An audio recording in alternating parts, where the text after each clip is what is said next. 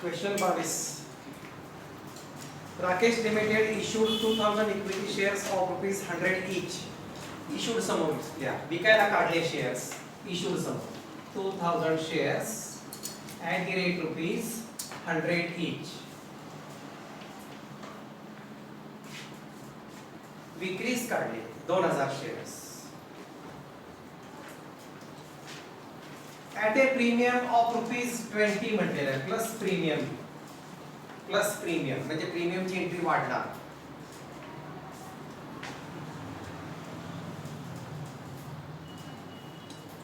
मी वाचत असताना प्रॉब्लेम मध्ये लक्ष पाहिजे. Shares payable as follows on application rupees 20, on allotment rupees 50. या 50 मध्ये प्रीमियम लपलाय, या 50 मध्ये प्रीमियम लपलाय. मग 50 मधनं प्रीमियम बाजूला काढ. मग अलॉटमेंटचा खरा रेट किती आहे? 50 मधनं 20 रुपये प्रीमियम वजा कर. मग राहिले किती? 30. मग अलॉटमेंटचे 30 घ्या आणि प्रीमियमचे तिथंच लिहा कंसात. प्रीमियम रुपीज 20 म्हणजे अलॉटमेंट बरोबरच प्रीमियम आहे. म्हणजे 50 रुपीज मध्ये 20 रुपीज प्रीमियमचे आणि 30 रुपीज ऍक्च्युअल अलॉटमेंटचे. ऍक्च्युअल अलॉटमेंटचे 30 आहे. फर्स्ट कॉल 20 आणि सेकंड कॉल 30 द्या.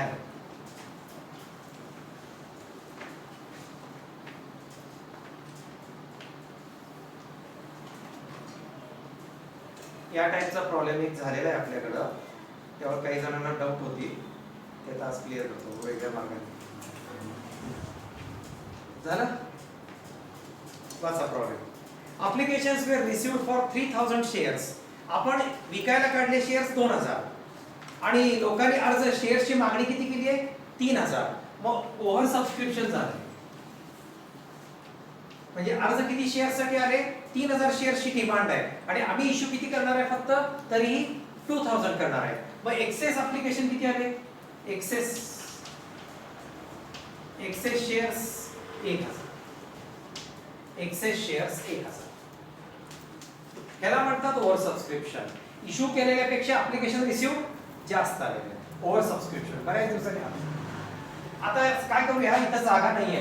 इथं जागा नसल्यामुळे तो भाग जरा दुसरीकडे दाखवूया. मला हे खाली घ्यायला पाहिजे होतं. इथं घेतो. Excess shares 1000. आता त्याचं काय झालंय बघूया. थोडं रिफंड होणार. एक्सेस शेअर्स पैकी काही शेअर्स रिफंड करणार. बऱ्याच दिवसांनी व्हायला लागले. काही शेअर्स रिफंड होणार आणि काही शेअर्स वरचे पैसे ऍडजस्ट टू अलॉटमेंट होणार. ऍडजस्ट टू अलॉटमेंट होणार म्हणजे पुढच्या हप्त्याचे पैसे आत्ताच ठेवून घ्यायचे, ऍडव्हान्स ठेवून घ्यायचे असं होणार. आता पुढे काय म्हटलंय त्यांनी?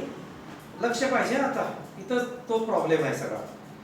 2000 shares were allotted to the applicants for 2400 shares. 2000 shares allotted म्हणजे वाटप केले to the applicants for 2400 shares. हे 2400 कुठल्या मधले आले? हे 3000 कळाले, 2000 कळाले आणि 2400 कळाले. तर मार्ग सांगतो सरळ सोपं, एकदम सोपं. पण त्या हा प्रॉब्लेम एक झालाय, मला लक्षात नाही नंबर झाला आहे. ऍप्लिकेशन रिसीव्ड आणि इश्यूड किती आहे? 2000. हे 2400 मध्ये आहेत ना? मध्येच असतात काय? असं जर काहीतरी ह्याच्या लेवल मध्ये आकडा आला ऍप्लिकेशन आणि इश्यूच्या मध्ये, जर एखादा व्हॅल्यू दिसली तुम्हाला, आता 2400 मध्ये येतात ना, तर काय करायचं? इकडचा पिरियड, इकडचे शेअर्स किती आहेत सांग मला. एकदम सोपी पद्धत आहे. तुम्ही मला वाटतं तो मे बी 15वा प्रॉब्लेम असेल, घरी काढून बघा. आणि इकडे किती अंतर आहे? इकडे किती? 3000 आणि 2400 म्हणजे टोटल किती आहे? 3000 आणि 2400 म्हणजे 400च आहे का? 600 आहे. 600 इकडे 600 आणि इकडे 400. फरक आहे. कळाला आता हा फरक? फक्त काही करू नका. ते 3000 आणि 2000 इकडे आणि इकडे लिहा आणि तो जो आकडा सापडेल तो इथं लिहा. त्यांनी त्या वाक्याचा अर्थ काय सांगितलंय? 2400 शेअर्स मध्ये 2000 शेअर्स वाटले असा त्याचा अर्थ आहे. हे जे वाक्य आता वाचलं ना, हे बघ, हे 2000 shares allotted to the applicants for 2400 shares. या वाक्याचा अर्थ काय? 2400 शेअर्स मध्ये 2000 शेअर्स वाटले असा त्याचा अर्थ निघतो. अलॉटमेंट केलं. हा, मग आता काय करायचं? इकडचे शेअर्स जे आहेत या बाजूचे त्याला ऍडजस्ट टू अलॉटमेंट म्हणायचं आणि या बाजूचे जे आहेत ते रिफंड करायचे. असं लक्षात ठेवा. इकडचे 2 मिनिटं बघूया किती फरक आहे तो 2400 ना. हा बरोबर आहे तोच अर्थ आहे. म्हणजे आता इथं किती शेअरवरचे पैसे ऍडजस्ट टू अलॉटमेंट करायचे 600 आणि किती शेअरवरचे पैसे रिफंड करायचे. रिफंड हा टॉपिक कंटिन्यू करतोय, नवीन शिकवत नाहीये. ज्यांनी 22 23 सगळे आधीचे प्रॉब्लेम बघून आले त्यांना कळेल. कोणी 5-5 लेक्चर चुकवले असतील त्यांना नाही कळणार. कोणीने सगळं लेक्चर 1 लेक्चर 2 केलं होतं म्हणून मी काल वाक्य टाकलं व्हिडिओ खाली सगळे वही पूर्ण करून घ्या म्हणजे बघणं होईल. मग ह्या शेअर्सला किती शेअर्स घ्यायचे 400 शेअर्स असं घ्यायचं आहे. हा जो डावीकडचा शेअर्सचा गॅप आहे हा तो ऍडजस्ट टू अलॉटमेंट करायचा आणि उजवीकडचा असेल तो रिफंड करायचा. हा एक भाग लिहून घ्या म्हणजे पुन्हा कधी आलं तर अडचण नको. आणि असं तुम्ही क्वेश्चन 15 मध्ये जाऊन बघा आहे असेच गोष्ट घडली आणि त्यावेळेला डाऊट आला सर लक्षात आलेलं नाहीये. हा घ्या लिहून घ्या. जरा लांब लिहा फार किचकट झालंय माझं. पहिलं अप्लिकेशन मनी रिसीव्ड गुणाकार काय येईल. पहिले अप्लिकेशन मनी रिसीव्डचा हे टॉपचे 2 घ्यायचे. टॉपचे 2 चला माझ्यावरून लिहा चालतंय. टॉपिक संपत आला. अप्लिकेशन मनी रिसीव्ड 3000 शेअर्स गुणिले 20 3000 शेअर्स गुणिले 20.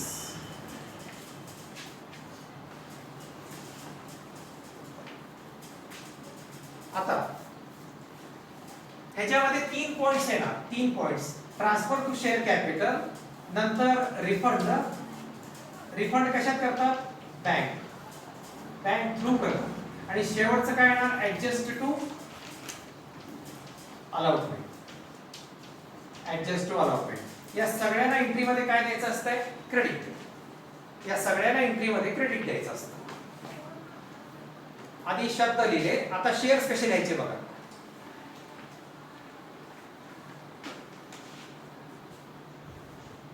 हे जे 3000 शेअर्स आहेत ते एकदाच वापरायचे.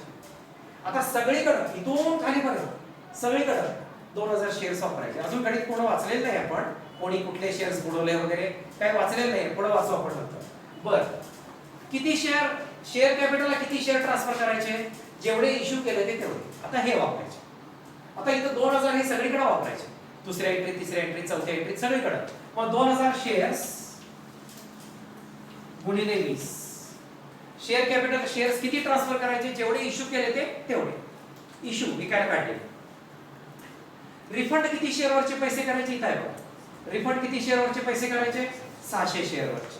मग 600 शेअर्स गुणिले 20.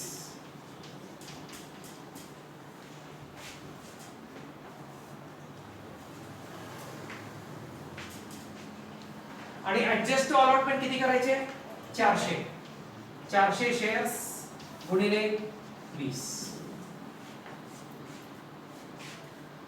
झालं का.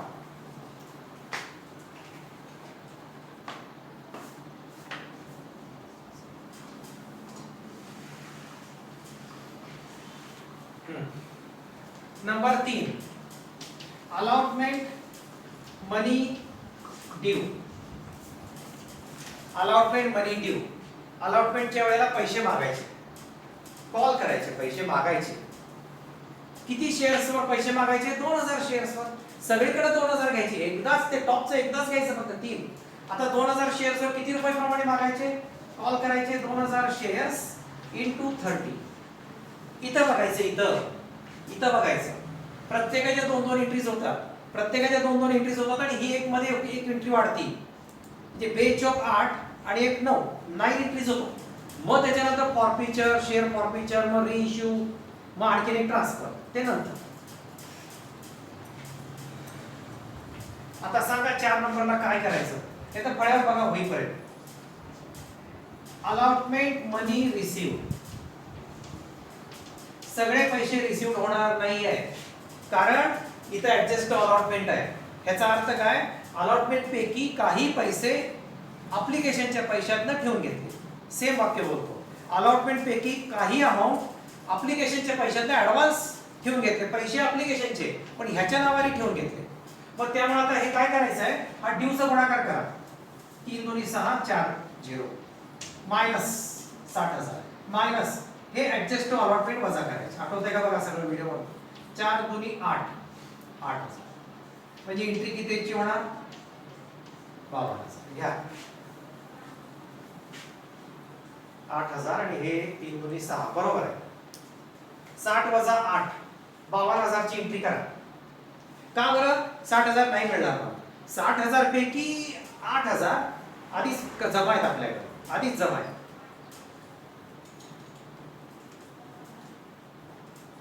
52,000 ची एंट्री होणार. एंट्री बदलत नाही, फक्त 52 बदलायचे.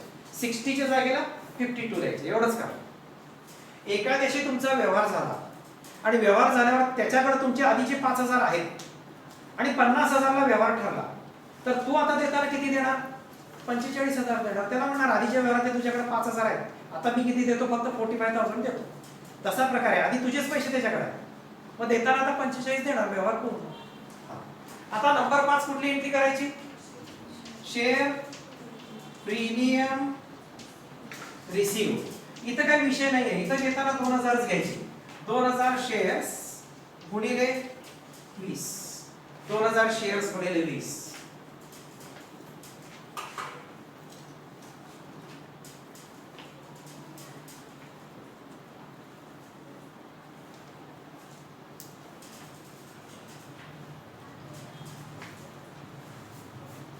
आता मला राहिलेलं गणित वाचायचं आहे. राहिलेलं गणित फर्स्ट कॉल सेकंड कॉल मागितलाय का काय झालं बघूया. बघा the remaining applications for 600 shares being refused. बरोबर आहे. 600 शेअर वरचे पैसे रिफ्यूज केले. रिफ्यूज म्हणजे रिफंड. आपण तिथे वाचलं तरी आपल्याला कळलं असतं, चालतंय. आता तरी केले आपण, बरोबर आहे. 600 शेअर वरचे पैसे रिफ्यूज केले. रिफ्यूज, रिफंड, रिटर्न सगळं आर आहे. असं आलं की पैसे परत करून टाकायचे. ह्याचा अर्थ 600 वरचे पैसे परत केले, याचा अर्थ 400 वरचे ऍडजस्ट टू अलॉटमेंट केले. हे झालेलं सगळं बरोबर आहे. पुढे माझं काय झालंय. And application money there on was refunded. परत रिफंडेड आलं, रिफ्यूज आलं, ते शब्द असतात. Excess money received on applications was adjusted against allotment. म्हणजे ऍडजस्ट टू अलॉटमेंट आहे म्हणून त्यांनी सांगितलं, तोही विषय झाला. All amounts were duly received असं म्हणतातच, सर्व पैसे मिळाले. पुढे एक्सेप्ट म्हणतात. काय वगळता, काय सोडून. Mister Mandar to whom 80 shares were allotted. त्याला 80 शेअर्स दिले होते. कुठला हप्ता बुडवलाय बघ त्यानं. Mandar fails to pay first and final call. First and final call म्हणजे कुठले दोन, हा आणि हा. मग आता इथं घ्या किती शेअर्स बुडवले त्याला किती दिले ते शेअर्स आपण 80. मग लिहा इथं कंसात 80 शेअर्स. हे आधी डिझाईन करून ठेवायला मला अडचण झाली. 80 शेअर्स. 80 शेअर्स वरचे पैसे मिळालेले नाहीत, ह्यालाच म्हणतात इंग्लिश मध्ये, त्याच्यावर भर दिला होता कॉल्स इन अरियर्स. एमसीक्यू ला त्रास नको. हे बुडलेले जे हप्ते आहेत, बुडलेले जे शेअर्स आहेत त्यालाच म्हणतात calls in arrears. Calls in arrears. 80 shares वरचे पैसे बुडले. आता ते रिसिव्हची एंट्री करताना काम होते त्याचं, दाखवतो आपण. पूर्णच करूया डिझाईन आता जरा फास्ट. पुढे वाचून घ्या. ते शेअर्स कितीला विकले बघा.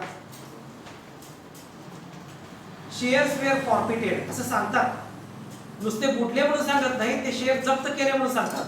Shares were forfeited and were reissued to mister Ketan as fully paid 80 rupees per share. 80 रुपयाला ते शेअर्स विकून टाकले. आपला शेअर आहे कितीचा 100 रुपयाचा. तिथं वर बघा फेस व्हॅल्यू 100. 100चा शेअर कितीला विकला 80 रुपयाला विकला. प्रीमियम वेगळी गोष्ट, प्रीमियम धरायचं नाही आपल्याला. म्हणजे 80चा शेअर 100ला, 100चा शेअर 80ला विकला म्हणजे लॉस किती झाला. 100चा शेअर 80ला विकला, लॉस किती झाला 20 रुपये. ते आपण बघू शेवटी काय झालंय. बर फॉरफिट पण आहे, रिइश्यू पण आहे. सगळ्या एंट्रीज होणार आहेत. सगळ्या एंट्रीज फुल प्रॉब्लेम आहे. मी तुम्हाला फक्त फॉरफिट पासून एंट्री शिकवणार. फॉरफिट पासून चला घ्या 6 माझ्या बरोबर. फर्स्ट कॉल मनी ड्यू. फर्स्ट कॉल मनी ड्यू. कोण सांगते गुणाकार. गुणाकार कोण सांगते. 3000 तिसरा एकदाच किती घ्यायची 2000 शेअर्स गुणिले दर किती त्याचा 20. आता थांबा. फर्स्ट कॉल मनी रिसीव. जेवढे ड्यू आहेत जेवढे येणार तेवढं मिळणार नाहीये. त्यातले किती शेअर्स वरचे कुठले 80 शेअर वरचे. मग 2000 मायनस 80 करा. 2000 शेअर्स मायनस 80 बरोबर किती येतात घ्या 1920 वजा बाकी 80 शेअर वरचे पैसे कुठले 1920 गुणिले 20 कंसात जसं आहे तसं लिहायचं.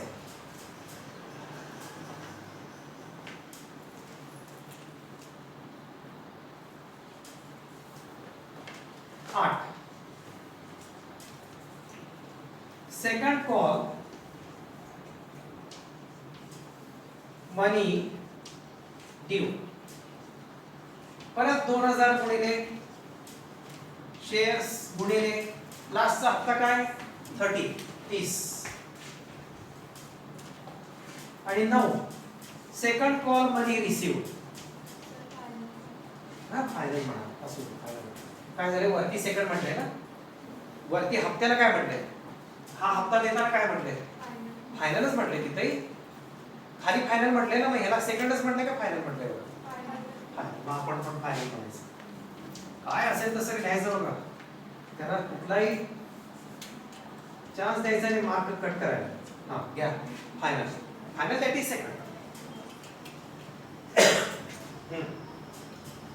कोण सांगतंय किती शेअर वरचे पैसे मिळणार इथं पण 80 शेअर्स वरचे पैसे बुडलेत.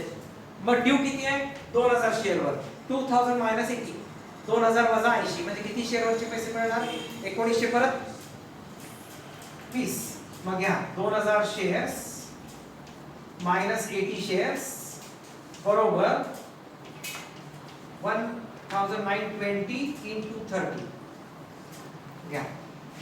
हे नॉर्मल गणित झालं. बरेच दिवस इथपर्यंत सोडवत होतो आपण.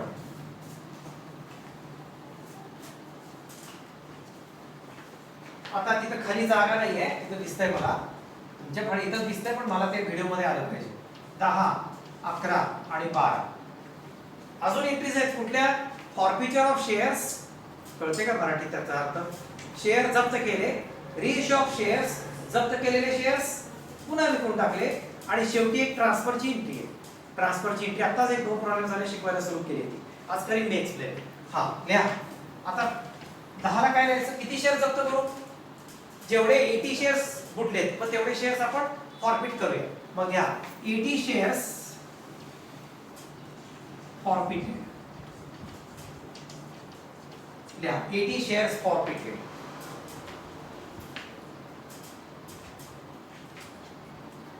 FORFEITED फॉरफिटेड नंतर 80 शेअर्स reissued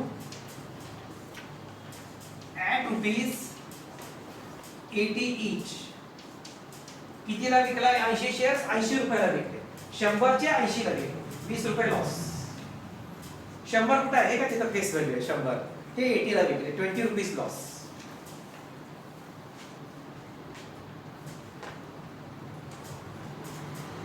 आणि शेवटचं वाक्य share forfeiture account share forfeiture account transfer to capital reserve. Marathi अर्थ शेअर फॉरफिचरचा राहिलेला प्रॉफिट कॅपिटल रिझर्वला ट्रान्सफर करा. रिमेनिंग प्रॉफिट आहे हा रिमेनिंग प्रॉफिट सांगेन मी आज सांगेन याच्यावर भर देईन. एंट्री सोपी आहे पहिल्या अकाउंटला डेबिट दुसऱ्या अकाउंटला क्रेडिट. ऍक्च्युअली का डेबिट का क्रेडिट त्यालाही कारण वेगळी आहेत पण एवढ्या एंट्री सांगितल्यावर त्या एंट्रीज लक्षात ठेवा आणि त्रास नको तुम्हाला. प्रत्येक डेबिटला क्रेडिट किंवा क्रेडिटला डेबिट का दिलं ते कारण आहे ह्याला डेबिट कारण आहे. ही एंट्री कशी सांगितली लक्षात आहे का कोणाच्या घरी बघितला व्हिडिओ पहिल्या अकाउंटला डेबिट आणि दुसऱ्याला क्रेडिट म्हणजे बोलून दाखवा share forfeiture account debit to capital reserve. कळाली का एंट्री कशी केली असं सांगितलं पण ऍक्च्युअल का डेबिट त्याला एक वेगळं कारण आहे. बर इथं सगळे वर्किंग नोट झाली. ही एंट्री कोणाला येते घरात अजून अभ्यास तयार आहे चालू आहे. सेकंड एंट्री मोठी 1 डेबिट आणि 3 क्रेडिट आहे का येत आहे म्हणून दाखवू ही 2 नंबरची एंट्री मोठी. पहिल्या एंट्री ज्याला क्रेडिट आहे त्याला दुसऱ्या entry debit. Equity share application account debit. 2 share capital equity share capital. 2 bank आणि 2 equity share allotment. 2 equity share allotment account 2 नंबरची मोठी एंट्री झाली होती. एक डेबिट आणि 3 क्रेडिट असं लक्षात ठेवायचं. एकाच 3. आपली पद्धत आपल्याला लक्षात पाहिजे तसं ठेवायचं. आणि डेबिट कसं ठरवायचं? पहिल्या एंट्री ज्याला क्रेडिट आहे त्याला दुसऱ्या एंट्री डेबिट द्यायचं. इथनं सुरुवात करायची दुसऱ्या एंट्रीची. झालं याप्रमाणे आहे. आता तुम्ही जर्नलचं रुलिंग करा. 2 पान करा. 2 पान लागणार आता.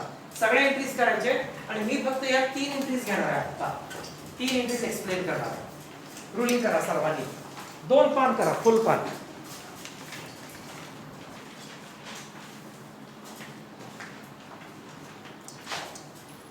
हा 10. लक्ष द्या. शेअर जप्त करणार आहे मी आता. कंपनीने सांगितलंय जप्त करा म्हणून. डेबिट कोणाला द्यायचं? आधी एंट्री कंप्लीट करायची. डेबिट कोणाला द्यायचं? हे बघा कार्ड कशी असतात. खरी कार्ड आहे का ही? इथं शेअर कॅपिटलला तुम्ही क्रेडिट दिलं. या ड्यूच्या एंट्रीत क्रेडिट दिलं. इथल्या ड्यूच्या एंट्रीत क्रेडिट दिला. इथं ड्यूला क्रेडिट दिलं. दिलाय एंट्री काढून बघा. दिलाय तुम्ही. काय दिलं? ते पैसे जमा होतील म्हणून. हे 80 शेअर्स पण यात आहेतच की सगळ्यात. आहेतच की 2000 मध्ये 80 आहेत की लपलेत की. मग क्रेडिट का केलं? पैसे जमा होतील म्हणून. पैसे जमा झाले नाही. शेवटी काय केलं आपण? ते शेअर जप्त केले. जप्त केल्यावर हे ह्या सगळ्या एंट्रीत दिलेलं क्रेडिट कॅन्सल करायला डेबिट द्यायचं. हे एकच कारण आहे. खरं कारण आहे. त्या सगळ्या कुठं पुस्तकात लिहिलेलं नसते. हा पुस्तकात लिहिलेलं नसतं. का डेबिट? का दिलं? यस 1 2 3 4 सगळीकडे 2000 ने गुणलेलं आहे. म्हणजे त्यात 80 आहेत. 80 शेअर्स आहेत. मग ते दिलेलं क्रेडिट कॅन्सल करायला डेबिट. हे पटलंच. हे खरंच आहे. एवढंच कारण आहे त्याचं. बाकी काहीच कारण नाहीये. मग डेबिट कोणाला ठरलं? इक्विटी शेअर कॅपिटल अकाउंटला डेबिट ठरलं. एक एक एक एक घ्यायचं. एक एक कारण कळालं. टिक मार्क केले आणि प्रूफ बघायचं असेल जावा एंट्रीज करा आणि नंतर चेक करा. ते दिलेलं क्रेडिट कॅन्सल करायला डेबिट. हे एकच आहे. बाकी दुसरा कॅन्सलच नाही त्याला. हा 2 किती हप्ते बुडलेत? इथं रंगीत खडून यावे. फर्स्ट कॉल आणि सेकंड कॉल. एक ओळ सोडायची आणि बुडलेल्या हप्त्याची नावे. Actually it is called calls in arrears. Calls in arrears म्हणतात. मग कॉल्स इन अरियर्स ना म्हणतात त्या हप्त्याची नावं लिहा. Equity share first call account calls in arrears आणि equity shares second call account. Second call account. आता अजून एक काम आहे. या माणसाने कुठले हप्ते बुडवले? हे 20 रुपये आणि 30 रुपये. मग त्याला आधी किती रुपये भरलेत बघा. आधी किती रुपये भरलेत? हे 20 भरलेत. हे 30 भरलेत आणि हे पण 20 भरलेत. प्रीमियमच्या वेळेला भरलेत की. म्हणजे किती झाले हे सगळे मिळून? हे एवढेच. बरं बोल करू का? हे सगळे मिळून किती झाले? 70 रुपये. ते 70 रुपये त्याला भरलेत. ते 70 रुपये जप्त करून टाकायचे. जप्त करायचे. जप्त करायचे म्हणजे कंपनीचं काय आहे? पैसे कसे जप्त करतोस तसे त्याच्यावर भरलेले पैसे सुद्धा जप्त करून टाकायचे. मग कंपनीचं काय? जप्त केलेल्या शेअरवरील पैसे कंपनीचं इन्कम आहे. इन्कम असल्यामुळे कोणाला क्रेडिट द्यायचं? Share forfeiture. शेअर फॉरफिचर झालं. शेअर फॉरफिचर अकाउंट हा नॉमिनल अकाउंट आहे. क्रेडिट दिलं की इन्कम आणि डेबिट दिलं तर एक्सपेन्सेस. डेबिट आपण खाली देणार. बरं अजून एक सांगतो थांबा. हे जर तुम्हाला नाही कळालं ह्याच्या समोरची अमाउंट कुठली घ्यायची तर काय करायचं? हे डेबिट आणि हे 2 क्रेडिट यांच्यातली वजाबाकी करायची आणि ह्याला लिहून टाकायची. बरोबर आहे? कळालं का? ह्याच्या समोरचं डेबिट आणि ह्या दोघांचं क्रेडिट मायनस करायचं. उरलेली अमाउंट कोणाला लिहून टाकायची? शेअर फॉरफिचरला लिहून टाका. कधीही चुकणार नाही. कधीच चुकणार नाही. काही वेळेला हा गुणाकार कोणाला पटत नाही, समजत नाही, तेव्हा हा मार्ग करा. Debit minus credit difference goes to share forfeiture. बिंदास येतंय. बरोबर येतंय. हा आता दर लिहूया. दर शेअर कॅपिटल समोर काय फेस व्हॅल्यू लिहायची. फेस व्हॅल्यू किती आहे तिथं वर? 100. या बुडलेल्या हप्त्यांची नावे त्यांचा दर लिहा. 20 आणि 30. या शेअर फॉरफिचरला लिहू नका. मी खात्री करतो आधी. मग दर लिहायचं कळालं का? पटकन झालं हे. शेअर कॅपिटलला फेस व्हॅल्यू, जे हप्ते बुडले त्यांना त्यांचा रेट इथं बघून लिहिलंय मी. हे 20 आणि हे 20 इथं आणले. आता याला गुणिले किती करायचं तेवढंच. किती शेअर्स फॉरफिट करणार आहेस? 80. मग या सगळ्यांना 80 न गुण. चला करा, घ्या आता तुम्ही. करा इंटू 80 करा. मी करतो एंट्री पूर्ण. एखादी एंट्री घ्यायची असेल तर पूर्ण एक्सप्लेन चिरफाड करूनच सांगतो त्याची. डिसेक्शन करूनच व्यवस्थित एक्सप्लेन. हा गुणाकार करून हे करून घ्या. झालं, एंट्री पास करा.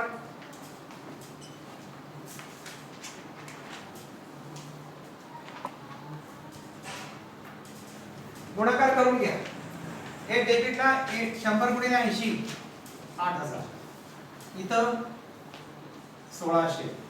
8 8 त्रिक 24.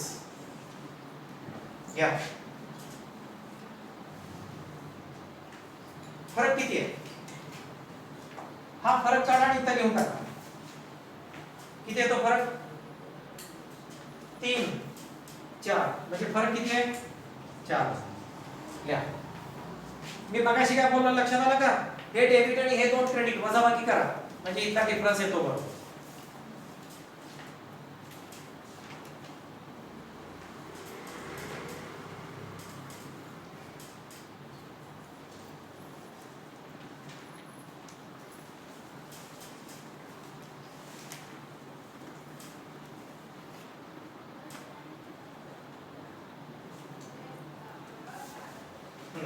नॅरेशन घ्या.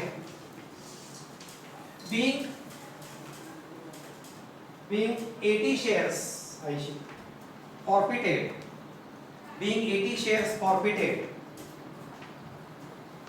being 80 shares forfeited for non-payment of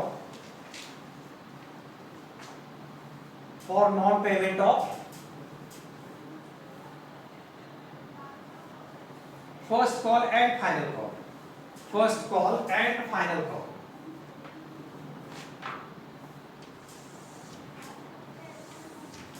आता फळ्यावर परत बघायचं. रिइश्यू 11.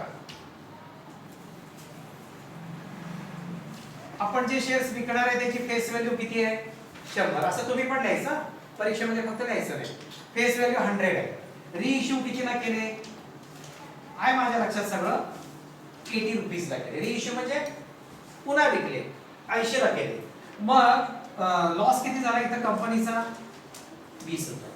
अरे 100 ची गोष्ट 80 रुपयाला विकतोयस म्हणजे 20 रुपये लॉस झाला. मग हा लॉस मी घेतलेला. आता ही एंट्री करायची. आपण किती शेअर रिइश्यू करणार आहे? 80 शेअर्स. हे काही तर गुणाकार करायचं. या 80 शेअर्स रिइश्यू केले. आणि कितीला रिइश्यू केले? 80 रुपीज ला रिइश्यू केले. दोन्ही 80 आहे. बरं लक्ष द्या. आधी एंट्री शेअर्स विकल्यावर पैसे आले. डेबिट दी रिसीव्हर. डेबिट दी रिसीव्हर असल्यामुळे bank account debit. Bank account debit. एक डेबिट फिक्स झालं. आपला लॉस किती झाला ह्यात? 20 रुपीज लॉस झाला. लॉस कुठल्या अकाउंट वर दाखवायचा असतो? शेअर फॉरफिचर वर. It is a nominal account आहे. व त्यामुळे share forfeiture account debit. Share forfeiture account debit. 2 ह्या विकलेल्या शेअरचे पैसे कुठे जमा करायचे? आमच्या कॅपिटल अकाउंटला. मग कॅपिटलला क्रेडिट दे, जसं नेहमी देतोस तसं. Equity share capital. इथं वाटल्यास तुमच्यासाठी लिहितो जमा. ही कंप्लीट एंट्री झाली. द्या एंट्री झाली. लिहू शकता.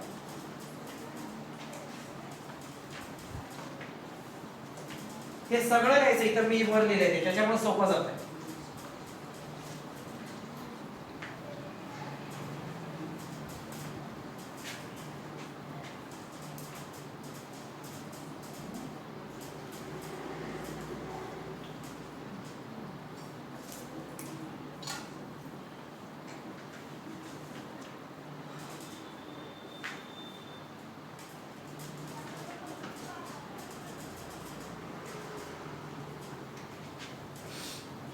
तर आपण शेअर कितीला रिइश्यू केले?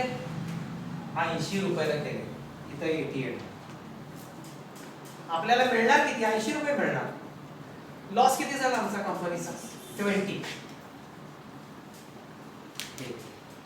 आणि शेअर कॅपिटल समोर always face value. Face value किती आहे? 100. त्या सगळ्यांना इंटू किती करायचं? 80. घ्या 8000 67 8 16 झाला बघा बरोबर tally debit is equal to credit.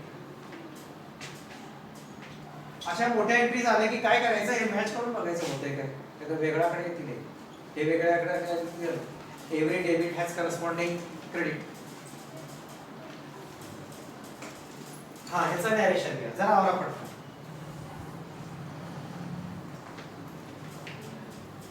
बघून लिहायचं सगळं बघून लिहायचं गुणाकार तुम्ही करत बसूच नका.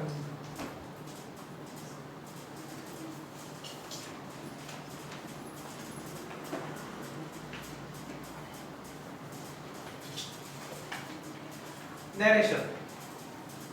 Being reissue of 80 shares. Being reissue of 80 shares at rupees. Being reissue of 80 shares at rupees 80 per share. 80 per share.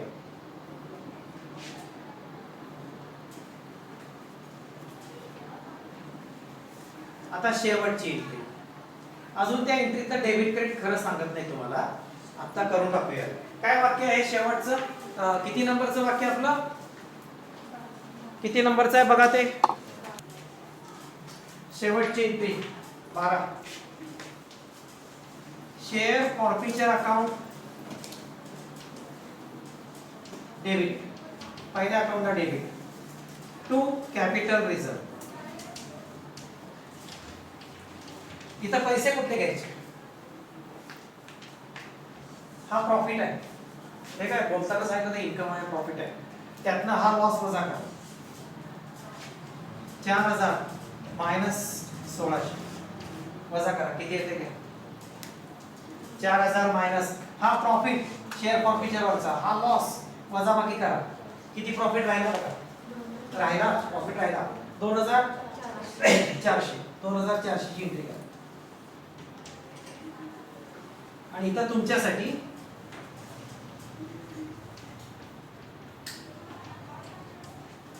तुमच्यासाठी शेअर फॉरफिचरवरचा प्रॉफिट वजा शेअर फॉरफिचरवरचा लॉस.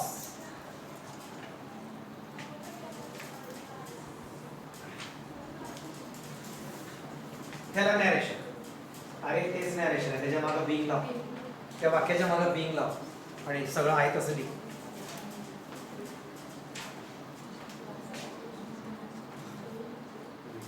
ऍक्च्युअल याला कारण वेगळं आहे त्याला डेबिट कसं काय दिलं कारण वेगळं सांगेल एक दिवस आधी पाठ करून टाका मग सांगतो. हां नंतर काय प्रॉब्लेम्स नको आहे कारण आहे